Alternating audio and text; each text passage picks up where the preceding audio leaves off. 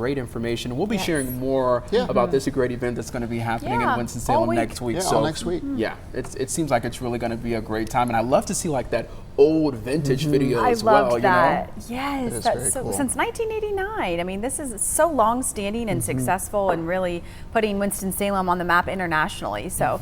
Of course, we want to stay updated with our forecast for all of these outdoor events, Brian, especially with this rain in our forecast. We do. The weather's going to start to change for the second half of this week. I think to a lot of folks' liking. It doesn't remove the rain from out of the forecast entirely, but the humidity is going to drop, and that should at least limit some of the heavy downpours that we've had over the area. So we do have a lot going on this week. For one, today is a weather impact day. Tomorrow and Wednesday are as well, for the chance we could see, once storms develop, a few heavier thunderstorms that could produce some strong winds. We are muggy through midweek, through at least Wednesday. Then a cold front will dry us out a bit more. We're also watching the Gulf for a tropical depression to become Tropical Storm Bertha.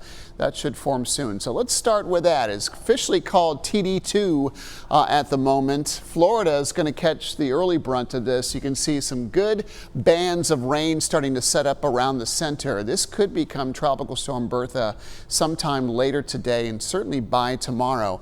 But this is going to take a path where it drifts toward the Gulf Coast, and then it's expected to move along the coast.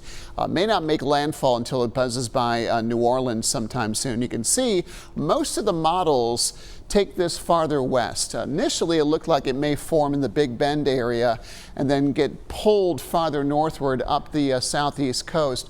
Because of the way it formed, and it formed a little bit farther to the south, the pull northward isn't as strong, and I think prevailing winds are going to take this due west right along the Gulf Coast, where it could produce some occasional heavy rain and even the threat for some flash flooding. Here's the official track put forth just a short time ago by the National Hurricane Center. Expected to become Bertha, Tropical Storm Bertha, by later today, if not tonight, and then it begins to move over along the Gulf Coast, kind of peppering these communities with some bands of heavy rain. We'll also have to watch out for severe weather on the right side of this track that could take it inland. Tornadoes are a possibility here, along with some flooding range. There is a good chance for a Louisiana landfall and then moving through parts of Texas a little bit later on this week.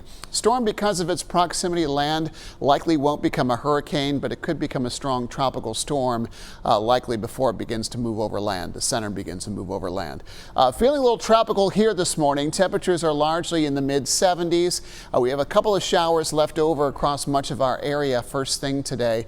A chance for a few raindrops. Southern parts of Forsyth County. Farther northward, we're seeing more storminess, hugging the Virginia border pretty well and moving through Henry County. And we have another batch coming out of Grayson County through Carroll County, cities of Galax and Hillsville, Speedwell, seeing a pocket of heavy rain right now as a disturbance just kind of hangs here. This should wash out, but it's pulling in moisture, and it's kind of a pathway for these disturbances to move along. So occasional showers and thunderstorms will be a possibility. The front that's going to bring us some drier air still really quite hasn't developed across our area, across the northern states yet, but it will start to pull southward and finally bring an end to this later on. Impact icons are up for the chance for a few strong to severe thunderstorms. It is a weather impact day in all zones. Chance for rain peaks at about 60% in the evening. It dips a bit, but then starts to come back up later on this evening. We may even have some light rain continue and scattered showers through the overnight hours. For the foothills, high temperatures in the mid-80s this afternoon. Mountain temperatures are likely going to peak somewhere in the lower 80s today. Decent rain chances for all, and the chance we could see a few strong storms. Marginal risk, the west, triad communities under a level 2 risk for damaging wind gusts. We'll see another risk as that front starts to get a little bit closer coming out of the north. As we head into parts of West Virginia, Kentucky, some heavy thunderstorms, level 2 risk for most of our area for Tuesday. But I think rainfall coverage should be lower Tuesday than it will be today or Wednesday. Wednesday, we have a risk for some heavy thunderstorms coming through too, and some pockets of heavy rain will be possible. So we'll have to watch that. Flooding might be an increasing risk a little bit later this week. Rain chances in general drop this weekend, and so